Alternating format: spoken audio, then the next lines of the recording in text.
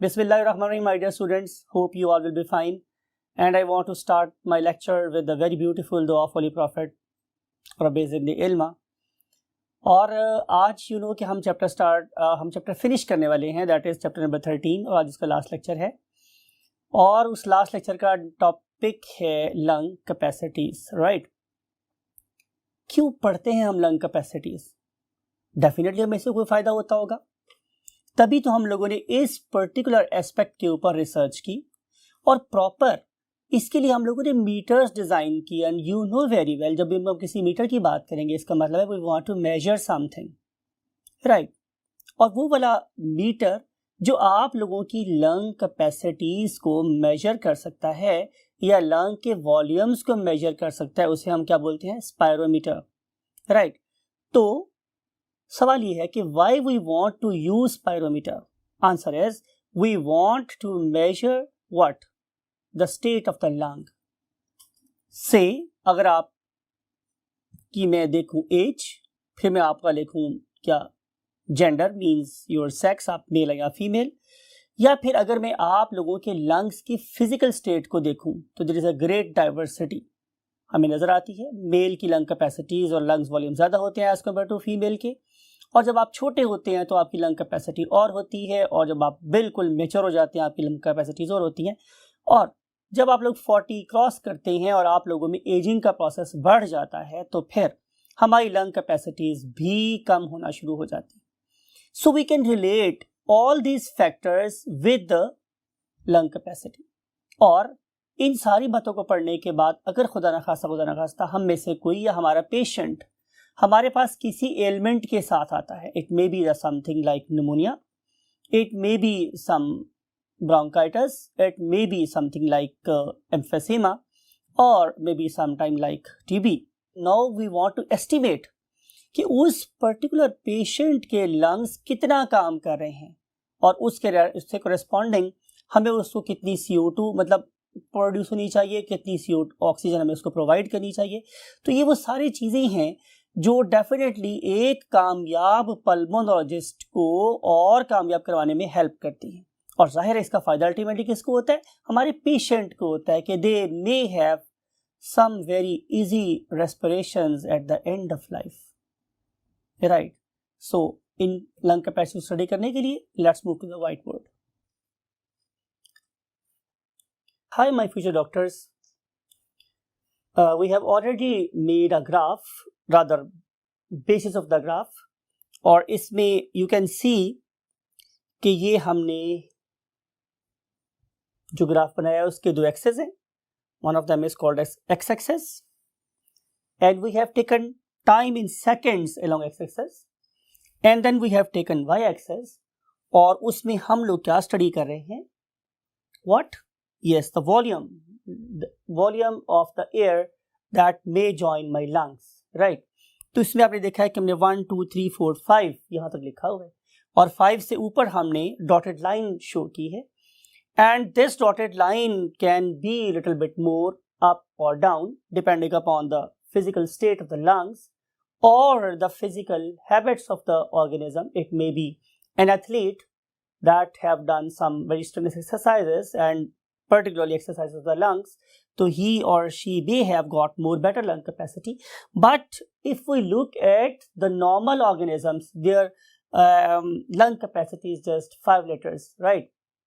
अब जब मैं 5 liters की बात कर रहा हूँ तो ये एक यंग मैन की बात हो रही है, यंग मेल की बात हो रही है, हम वुमेन की बात नहीं करें।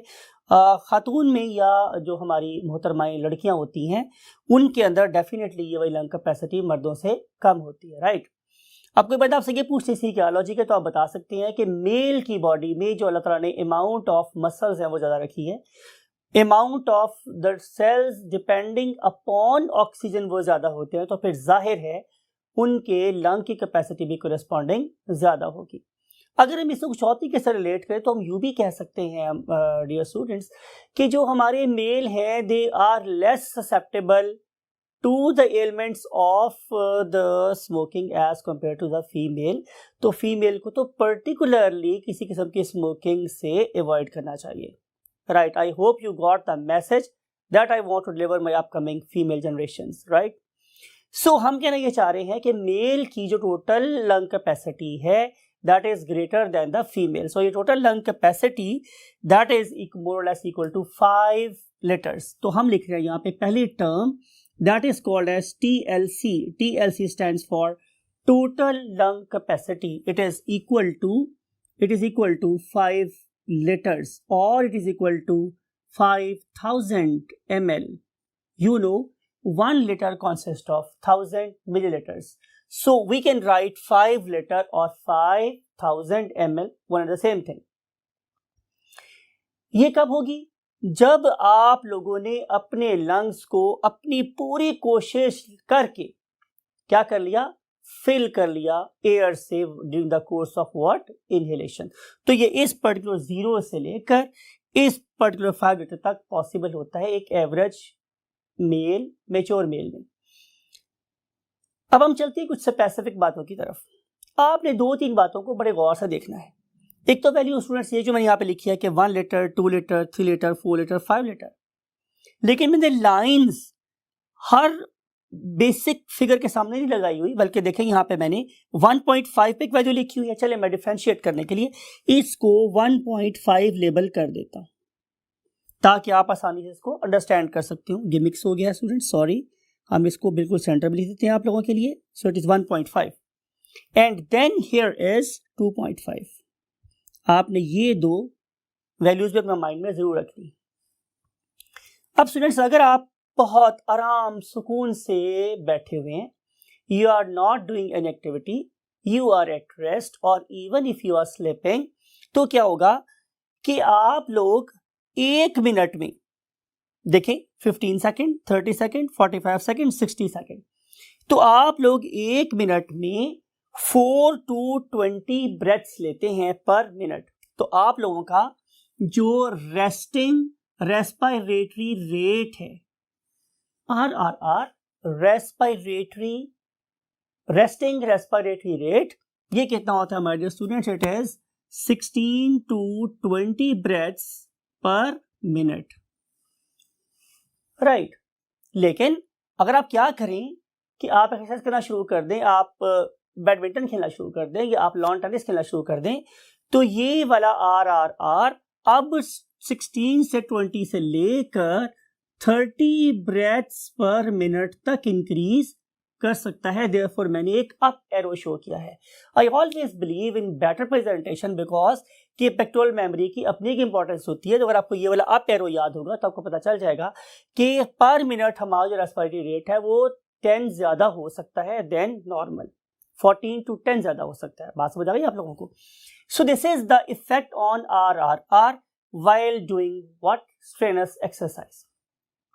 लेकिन अगर आप लोग इस पर्टिकुलर चीज को इस पर्टिकुलर ग्राफ पे देखेंगे तो आपको कैसे शो करना पड़ेगा?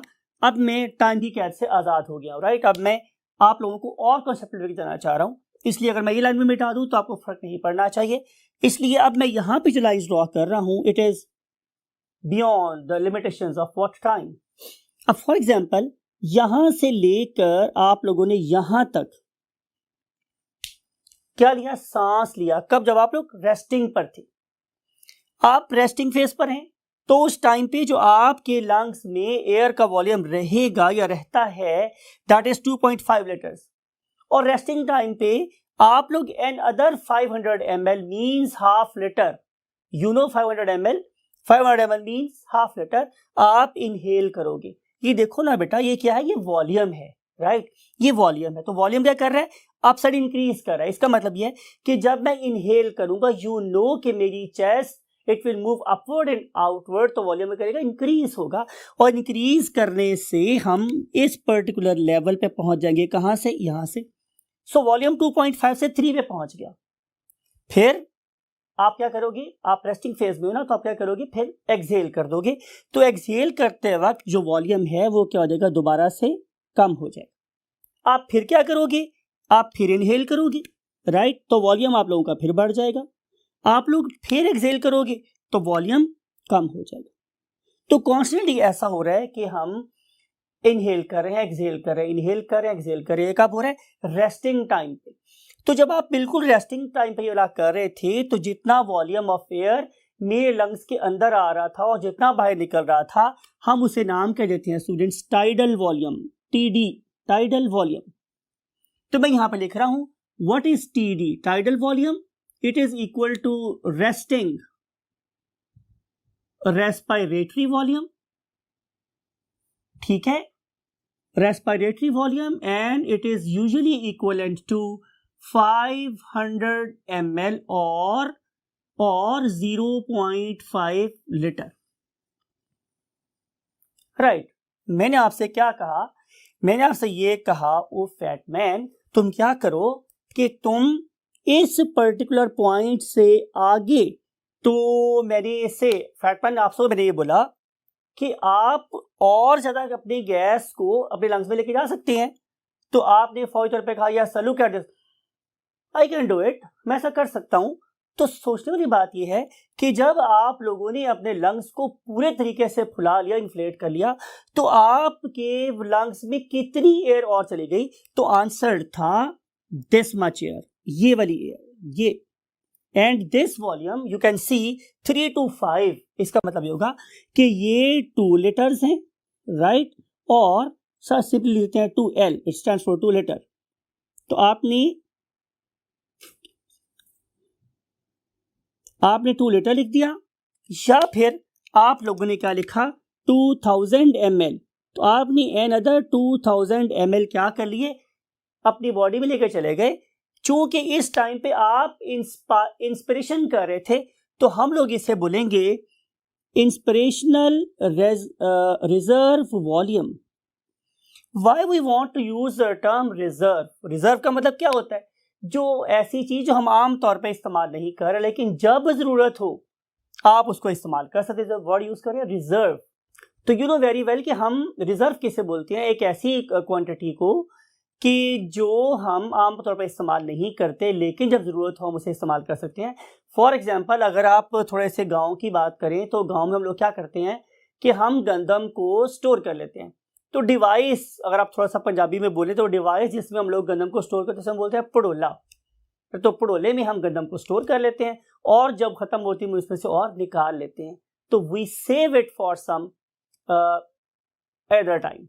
तो यहां पर भी आम हालात में मेरे लंग्स इसको यूज नहीं करे, लेकिन जब आपने खेलना शुरू किया तो अब आप लोगों की बॉडी की ऑक्सीजन डिमांड बढ़ गई, तो मैंने उस रिजर्व वॉल्यूम को यूज करना शुरू कर दिया कि जो पहले इस्तेमाल नहीं हो रहा था। तो चूंकि उस टाइम पे मैं फिर दोबारा बोल रहा हूं, मैंने इंस्पिरेशन की है, तो मैं वर्ड यूज करूंगा इंस्पिरेशनल रेजिडुअल वॉल्यूम, यानी कि मेरे लंग्स का वो वाला एक्स्ट्रा वॉल्यूम जिससे मैं इंस्पिरेशन के लिए जरूरत पड़ने पे इस्तेमाल कर सकता हूं। तो that is called as what? IRV। तो जब आप लोगों ने क्या किया, जब आप लोगों ने IRV को यूज किया, तो using an other, for example 2000 ml, sorry, हम कहां पहुंच गए? 5 लीटर पे पहुंच गए। It can be more, don't you worry. अब हमने क्या किया? हम लोगों ने अब करनी है व्हाट? एक्सपिरेशन। यहां पे हमने क्या की थी? इंस्पिरेशन। अब हमने क्या करनी है? एक्सपायरेशन और एक्सहेलेशन। तो रिसेंट टाइम पे क्या हो सकता है कि मैंने आपसे कहा कि अब आप लोगों ने बेटा क्या करना है कि आप लोगों ने अपने लंग्स में से सारी एयर को बाहर निकाल देना है। तो आप लोगों ने क्या किया? आप लोगों ने मेरी इस पर्टिकुलर इंस्ट्रक्शन को ओबे किया, और आप लोगों ने सारी हवा बाहर निकाल दी।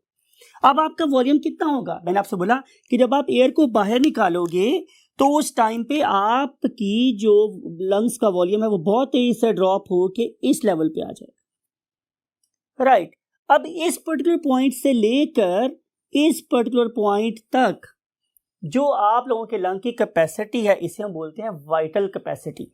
This is VC, this line is representing vital capacity. Right, अब पूरी बात को गौर से सुनिएगा, पूरी की पूरी लंग्स को हवा में से पूरी जरूरत करने के बाद, निकालने के बाद भी आपने देखा कि आपके लंग्स में से एयर की कुछ मिकदार अभी भी बाकी रह गई है। राइट, और वो जो हवा की मिकदार बाकी रह जाती है, that is about 1.5 litre. Look at this, मैंने यहां पे रुक दिया आके। आप जितनी मर्जी कोशिश कर ले, फॉर एग्जाम्पल अगर मैं ये कहूं कि जनाब आप एक गोट के लंग्स निकालें, ठीक है, लंग्स निकालने के बाद उसमें से हवा को निकालने की पूरी कोशिश करें, उसके ऊपर खड़े भी हो जाए बेशक आप लोग, तब भी हवा का एक डेफिनेट अमाउंट ऑफ वॉल्यूम उस लंग में हमेशा ट्रैप रहेगा, and that very volume is 1.5 litre, और वो 1.5 लीटर हमारे पास क्या कहलाता है, tidal volume, sorry that is called as residual volume, that is called as what, residual volume.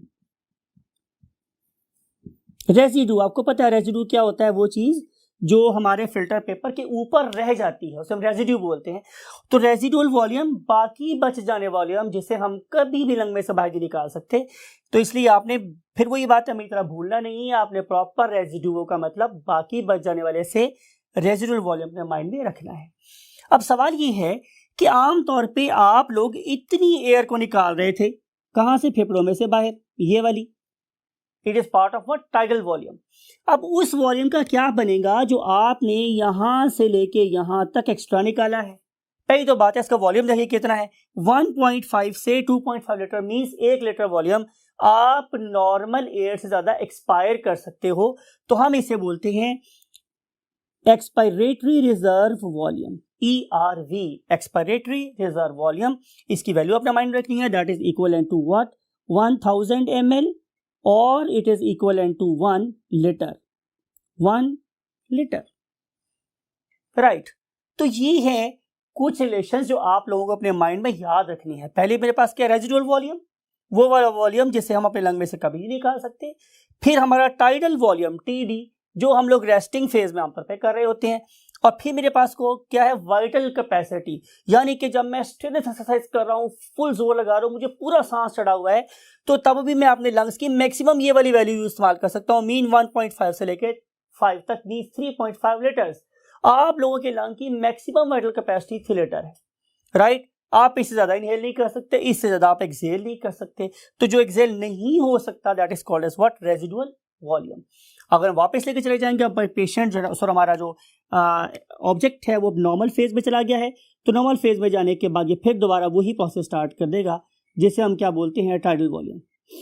लेकिन क्या होगा माय डियर स्टूडेंट्स हमारे रेस्पिरोमीटर के साथ, कि जब हम स्टेट एक्सरसाइज करेंगे तो उसको हम नेक्स्ट फेज में देख रहे हैं, तो अचानक से आप लोगों की जो वैल्यूज हैं वो बहुत तेज होना शुरू हो जाएंगी और आप मैक्सिमम यहां तक जा सकते हैं। मैंने आपको बोला था कि हम मैक्सिमम इतनी इंस्पायर कर सकते हैं और मैक्सिमम इतना हम लोग इंस्पायर कर सकते हैं। तो during the course of strength exercise we will be experiencing or the limits of your lungs and we will be using what, the vital capacity of the lungs, right। तो ये कुछ वैल्यूज आप लोगों को याद रखनी है। आज की हम आखिरी बात ये कर रहे हैं कि आप लोगों के लंग्स के अंदर जो एयर जा रही है और जो एयर बाहर निकल रही है उसको हम लोग बिल्कुल बड़े दावे से क्लेम करके बता सकते हैं कि जनाब ये जो वैल्यूज हैं ये इनहेल्ड एयर की हैं और ये कैसे एक्सहेल्ड एयर की हैं। कैसे? By comparing of course the concentration of 4 things। वो concentration मेरे पास क्या क्या है? Number 1 is oxygen, number 2 is carbon dioxide, that is CO2, and number 3 is water vapors, and finally what? Nitrogen, right। and finally is what? N2 or simply nitrogen। अब आप करेंगे क्या कि आप इसके लिए क्या इस्तेमाल करेंगे? ऑफ कोर्स 2 चेंबर्स, उनमें से एक को आप इस्तेमाल कर लें किसके लिए? इनहेलेशन के लिए, और एक को इस्तेमाल कर लें एक्सहेलेशन के लिए, राइट। इनहेल्ड एयर में ऑक्सीजन की कॉन्सेंट्रेशन डेफिनेटली क्या होगी स्टूडेंट्स? ज्यादा होगी। आपको पता है कि हमारी सी लेवल पे इट इज 19.6 ml पर लीटर, इतनी ही यहां पर होगी हमारे पास, ठीक है। और अगर मैं CO2 की बात करूं तो CO2 मेरे पास 0.04% होती है हमारी एयर में। और जो मेरे वाटर वेपर्स हैं they are definitely variable, because कि आपको पता है कि अगर आप मई जून के मंथ्स की बात कर रहे हैं तो उसमें तो हवा में ह्यूमिडिटी का तनासुब बहुत कम होता है, लेकिन अगर आप बरसात के मौसम की बात कर रहे हैं तो वहां तो वाटर वेपर बहुत ज्यादा हो गए। तो इसलिए मैं यहाँ पे एक वर्ड लिख सकता हूँ, वो वर्ड क्या है? वेरिएबल। तो concentration of water vapour is variable, right. और जो मेरे पास नाइट्रोजन है students, nitrogen it is approximately 79%, अब देखना ये है कि after what the gaseous exchange हमारी इन वैल्यूज पे क्या फर्क पड़ता है। तो आंसर मेरे पास ये है कि जब मैंने O2 की बात की तो ये हो गई मेरे पास कितनी 16%। इसका मतलब है कि 3.6% मेरे लंग्स में एब्जॉर्ब हो गई, राइट। और अब हम चलते हैं नेक्स्ट वाले केस में। तो जो मेरी कार्बन डाइऑक्साइड थी ये 0.04% से बढ़कर 4% हो गई। तो आप इमेजिन करें कि कितनी ज़्यादा CO2 मेरे लंग्स ने प्रोड्यूस की या मेरी बॉडी से प्रोड्यूस की, जिन्हें लंग्स ने एक्सहेल आउट कर दिया।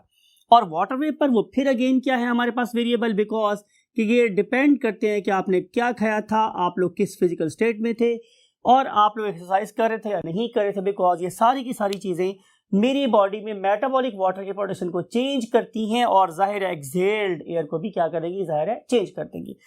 लेकिन इंपॉर्टेंट और बड़ी गौरतलब बात यह है स्टूडेंट्स, अगर ये वाली नाइट्रोजन पहले 79% थी तो अब भी 79% ही है।